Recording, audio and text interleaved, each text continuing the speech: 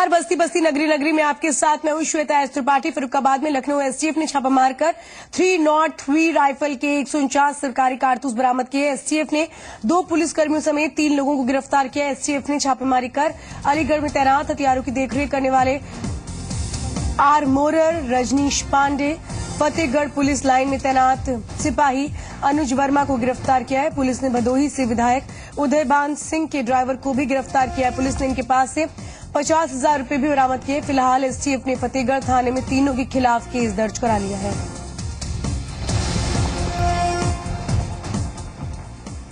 STF के द्वारा थाना फतेहगढ़ में 3 अभियुक्तों को दाखिल करते हुए एक मुकदमा पंजीकृत कराया गया है। उस मुकदमे में उन्होंने उल्लेख किया है कि ये कारतूसों का अपराधियों को अवैध बिक्री का कार्य चला करते थे। इस सिलसिले में अभियोग पंजीकरण कर लिया गया है। थाना फतेहगढ़ की पुलिस के द्वारा विवेचना की जाएगी इसमें, तब डिटेल्स समझ में आएंगे और निकल करके आएंगे। एसटीएफ से भी इस मामले में कोऑर्डिनेट किया जाएगा। और जी मीडिया संवाददाता अरुण सिंह हमारे साथ है। अरुण, कहां पर खपाने की तैयारी हो रही थी और अब जब हिरासत में ले लिया गया है, इन तीनों आरोपियों को गिरफ्तार कर लिया गया है, तो कैसे उन लोगों को पकड़ने की कोशिश हो रही है जो इस नेटवर्क में शामिल है, इस रैकेट में शामिल है?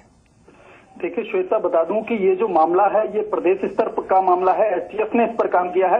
एसटीएफ ने जब काम किया है तो इसमें 2 नाम जो कुख्यात लोग हैं उनके नाम आए हैं, जिसमें बीएसपी के विधायक रहे भदोही से उदयभान सिंह और सुभाष ठाकुर जैसा नाम इसमें शामिल आया है। और ये दोनों ही लोग फतेहगढ़ जिला केंद्रीय कारागार में आजीवन कारावास की सजा काट रहे हैं।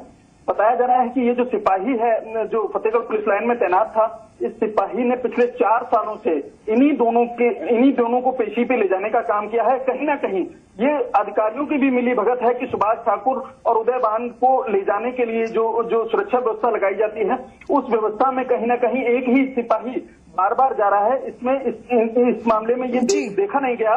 4 साल से लगातार ये जा रहा है। बता दूं कि जो आर्मोरर है अलीगढ़ से पकड़ा गया है। इस आर्मोरर का कहना है कि इसमें कई जिलों के आर्मोरर इसमें शामिल हैं, जिनके जरिए इटावा के जो जंगल हैं, बीहड़ हैं या ऐसे लोग हैं, उनके साथ उनको भी ये जो कारतूस हैं, सरकारी कारतूस हैं, वो दिए गए हैं। कहीं ना कहीं देखा जाए तो जो अपराधियों के पास जो कारतूस और जो हथियार, एक बात साफ तौर पे यहाँ पे नजर आ रही है कि ये जो नेटवर्क है दरअसल ये बहुत बड़ा है और इस नेटवर्क को कैसे खत्म किया जाता है, कैसे मुख्य लोगों तक पहुंचा जाता है, ये कहीं ना कहीं बड़ी चुनौती पुलिस के लिए। पूरी जानकारी देने के लिए बहुत बहुत धन्यवाद। तो इधर डीएनडी फ्री कराने की जी संगम की मुहिम का असर हुआ है। टोल ऑपरेटर्स की लीज डीड की जांच शुरू हो गई है। इसको लेकर आज नोएडा प्राधिकरण की कमेटी ने एआईजी रजिस्ट्री के साथ मीटिंग की। दरअसल डीएनडी ने 100 रुपए के स्टैंप पर लीज डीड किया था और अब जांच टीम ये पता लगाएगी कि उस वक्त लीज डीड के लिए कितने के स्टैंप लगाने का नियम था। तो वहीं डीएनडी को जमीन अलॉटमेंट को लेकर भी जांच कमेटी गठित की गई है। अमित चौधरी जी मीडिया संवाददाता हमारे साथ है। अमित, तमाम पहलुओं पर जांच हो रही है, कितने के स्टैंप उस वक्त लगे थे ये भी देखा जा रहा है, लेकिन ये बताइए, बहुत अहम मुद्दा है कि कहीं ना कहीं बहुत सारी खामियां नजर आ रही हैं।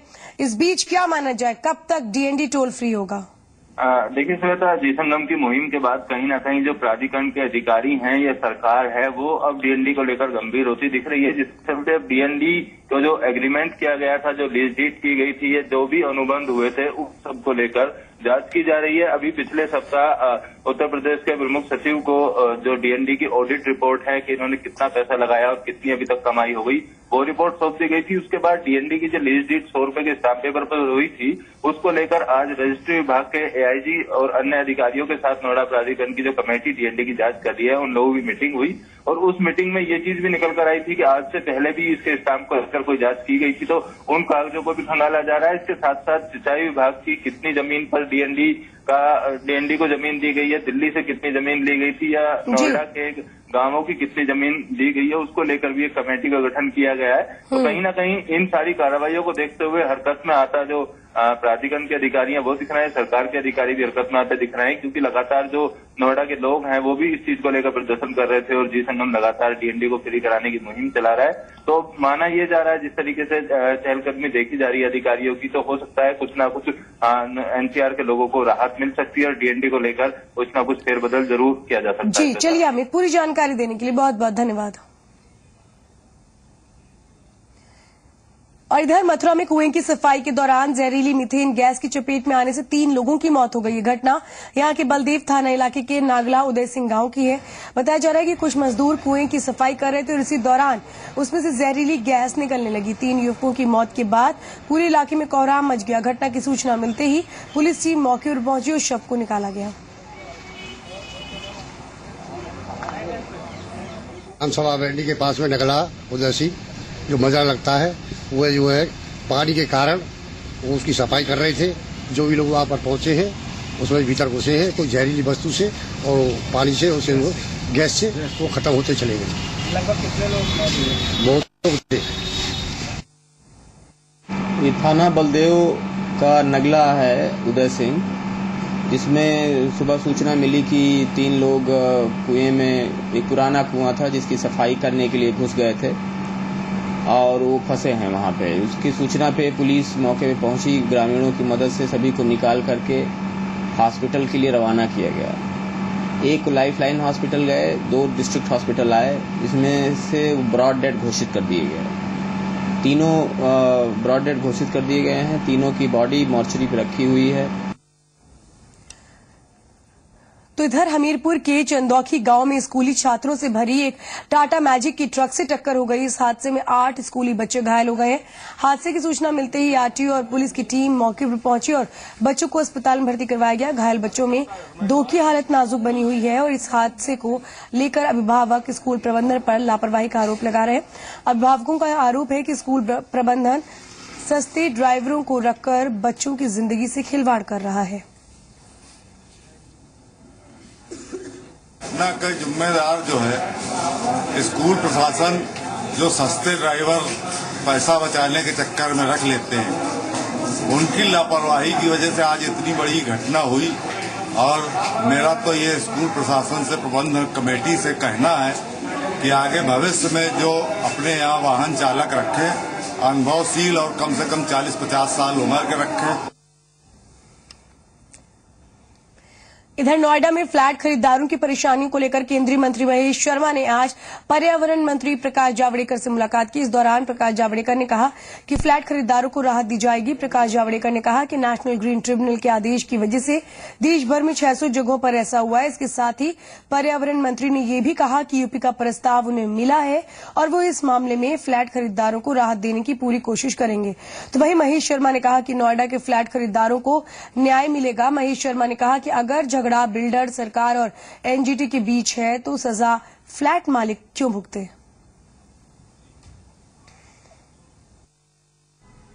उत्तर प्रदेश सरकार का प्रस्ताव हमें मिला, पहले अलग था, फिर बाद में हमारे विभाग से चर्चा होकर कुछ जगह 100 मीटर, कुछ जगह 1.5 किलोमीटर अलग अलग सीमा पर इसमें सीमांकन का प्रस्ताव हुआ।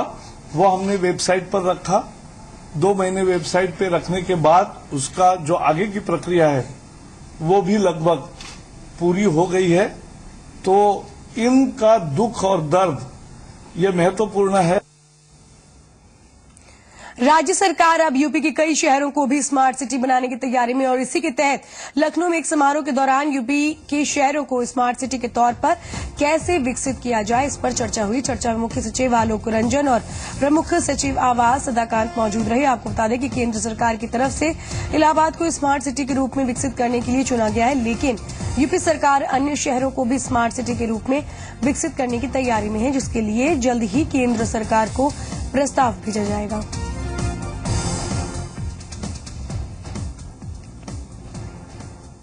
इसमें ऐसा आप जानते हैं भारत सरकार ने भी अपनी नीति घोषित की है और उनकी डिटेल गाइडलाइंस अभी आनी बाकी है। मेरी बात चल रही है भारत सरकार से, लेकिन उन्होंने कहा है कि कई सिटीज उत्तर प्रदेश की इसमें टेकअप की जाएंगी और जिसमें उन्होंने कहा है कि 100 करोड़ रुपए प्रतिवर्ष स्मार्ट सिटी के हिसाब से दिया जाएगा। अब बाकी कंट्रीब्यूशन स्टेट गवर्नमेंट को करना पड़ेगा, अब लोकल बॉडीज को करना पड़ेगा, उसको देखना है किस प्रकार इसको मैनेज करना है।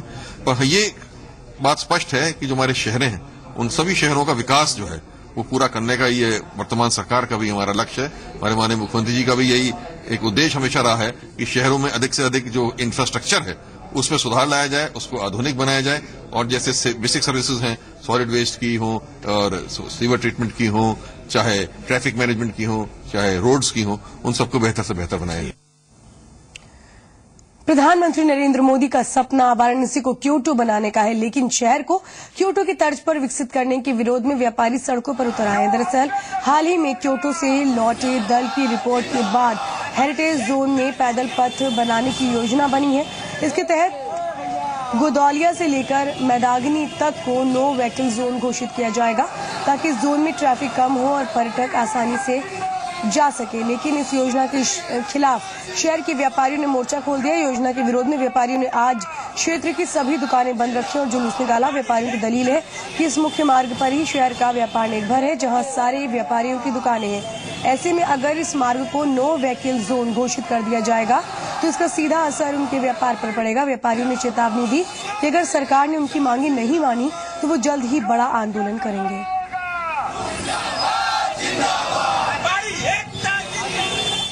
यहाँ के प्रशासन ने बिना व्यापारियों और जनता से बात किए जापान और क्योटो और सिंगापुर घूम के आने के बाद दुगल की फरमान लागू कर दिया और यह कह दिया कि मैदागिन से गदौलिया तक नो व्हीकल जोन लागू रहेगा।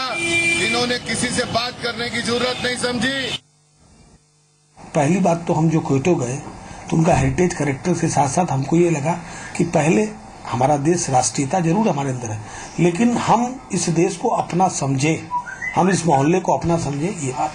और जहाँ तक हेरिटेज कंजर्वेशन की बात है तो हमने एक एरिया हम लोग ये सोच रहे हैं, ये प्रयास कर रहे हैं कि हम राजघाट से लेकर 80 तक हम उसको एक हेरिटेज कंजर्वेशन करके उसको पार्ट में करें।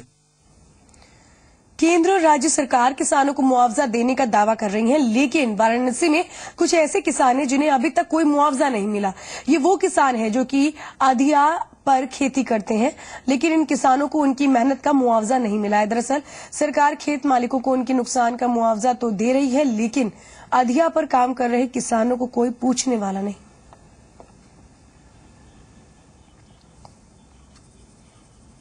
मसूरी के फर्जी आईएएस मामले की सीबीआई जांच की सिफारिश की गई है। इस मामले में एलबीएस के अधिकारियों के शामिल होने की पुष्टि हो गई है। डीजीपी ने शासन को पत्र लिखकर इस मामले की जांच सीबीआई से कराने की सिफारिश की है। डीजीपी का कहना है कि पुलिस मामले की जांच नहीं कर पा रही है।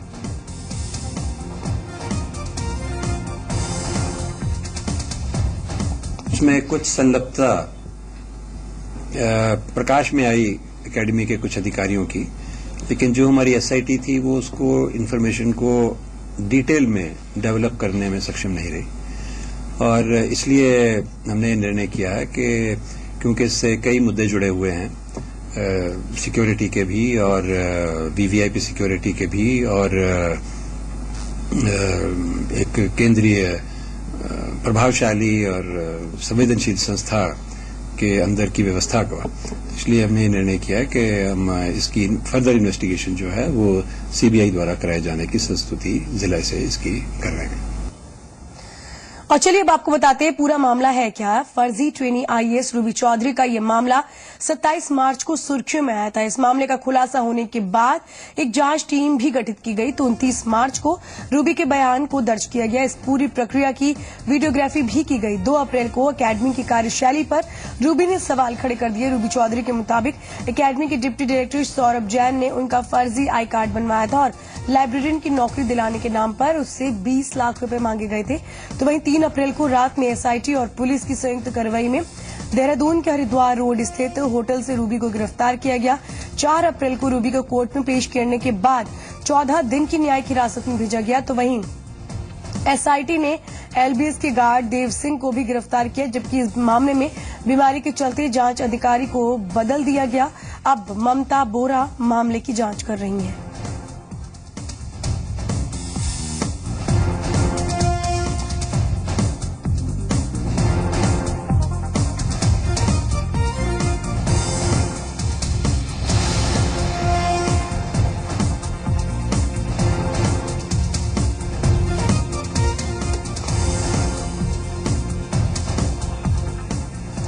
हिट एंड रन केस में सलमान खान को सजा होने का मामला आज सुर्खियों में है। सलमान को सजा होने पर कई लोग दुख जता रहे हैं, लेकिन इस हादसे के पीड़ित शख्स सलमान को कम सजा मिलने पर दुखी हैं। सुल्तानपुर के असरोगा के रहने वाले कलीम पठान भी इस हादसे में घायल हुए थे। जी संगम से बात करते हुए कलीम पठान ने कहा कि सलमान खान को सजा होने से उन्हें कुछ नहीं मिलने वाला, उन्हें तो मुआवजा चाहिए। कलीम पठान की माने तो 28 सितंबर 2002 को हादसे वाली रात वो फुटपाथ पर सोए थे और तभी सलमान खान ने अपनी गाड़ी वहां पर सोए हुए लोगों पर चढ़ा दी, जिसमें वो भी घायल हो गए। कलीम पठान की माने तो स्टीयरिंग सीट से सलमान खान उतरे थे, जबकि दूसरी साइड से एक और शख्स उतरा था।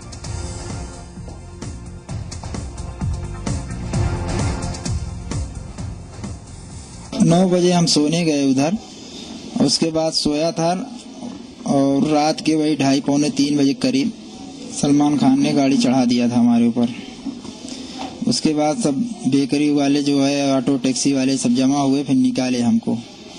निकालने के बाद उधर मैं बैठा था, उसके बाद जो है देखता हूँ तो स्टीयरिंग तरफ से सलमान खान उतरा, अब बाएं साइड से उसका पुलिस बॉडीगार्ड उतरा, एक आदमी और पीछे था, उस सब गाड़ी बैठा था, सफेद कलर की गाड़ी थी। हमको मुआवजा मिलना चाहिए, हमें यही चाहता। तो अभिनेता सलमान खान की जमानत की अर्जी पर बॉम्बे हाईकोर्ट में थोड़ी देर बाद सुनवाई होगी।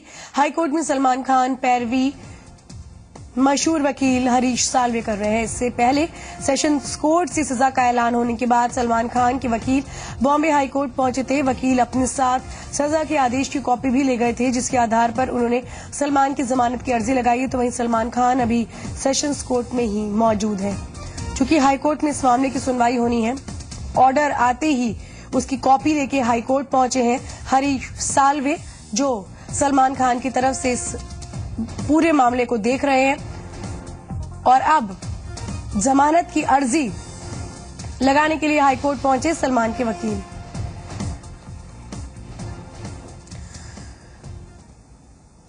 तो आखिरकार बॉलीवुड को जिसका डर था वही हुआ। करीब 13 साल पुराने हिट एंड रन केस में सलमान खान को 5 साल की सजा सुनाई गई है। साथ ही उन पर 25,000 रुपए का जुर्माना भी लगाया गया है। अब सलमान को कोर्ट से सीधे आर्थर रोड जेल ले जाएगा। 3 साल से ज्यादा की सजा मिलने पर तुरंत गिरफ्तारी का प्रावधान है। इससे पहले आज सुबह ही मुंबई की सेशंस कोर्ट ने मामले में सलमान को सजा का ऐलान किया।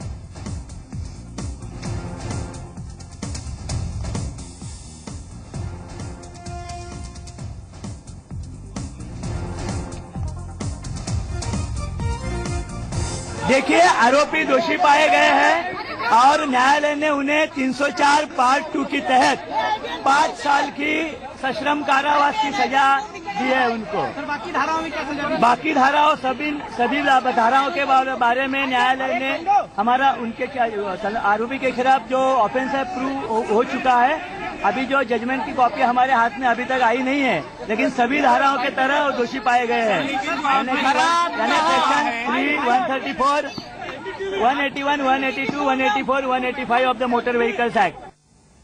चलिए खबरों के सिलसिले को आगे बढ़ाते हैं। देहरादून में एक नाबालिग लड़की से गैंगरेप का मामला सामने आया है। डालनवाला इलाके के द्वारिका स्टोर के पास ये लड़की बेहोशी की हालत में मिली थी। अनफन पीड़िता को अस्पताल में भर्ती करवाया गया। होश में आने के बाद लड़की ने पुलिस को मामले की जानकारी दी। गैंगरेप का आरोप गाजियाबाद निवासी दबंगों पर है, जो कि पहले से ही लड़की के परिचित थे। दून पुलिस ने लड़की के बयानों और मेडिकल के आधार पर 0 FIR दर्ज केस गाजियाबाद पुलिस को स्थानांतरित कर दिया है। गाजियाबाद पुलिस भी देहरादून पहुंचकर मामले की तफ्तीश करेगी। लड़की थी और वो नशे की हालत में लग रही थी। पेशेंट को अंदर ले लिया गया और उसका प्राइमरी ट्रीटमेंट शुरू किया गया, जो करा जाता है। और जब पेशेंट थोड़ा सा होश में आने लगी और ये सब देखते हुए हमें लगा कि हम अपनी महिला चिकित्सक को भेजें वहां पे और उसका वो परीक्षण करें। संभल में रेप की 3 घटनाओं ने सनसनी फैला दी है। पहला मामला बनिया ठेर इलाके का है, जहां ईंट भट्टों में काम करने वाली एक दलित महिला से 2 बदमाशों ने गैंगरेप किया। विरोध करने पर इन बदमाशों ने जान से मारने की धमकी भी दी। दूसरी वारदात भी इसी इलाके की है, जहां चचेरे भाई ने युवती का रेप करने की कोशिश की। युवती घर में अकेली थी। विरोध करने पर आरोपी पीड़िता को घायल कर फरार हो गया। तीसरी वारदात चंदौसी इलाके की है, जहां मदरसे में 6 साल की मासूम के साथ रेप हुआ। ये बच्ची मदरसे से घर लौट रही थी।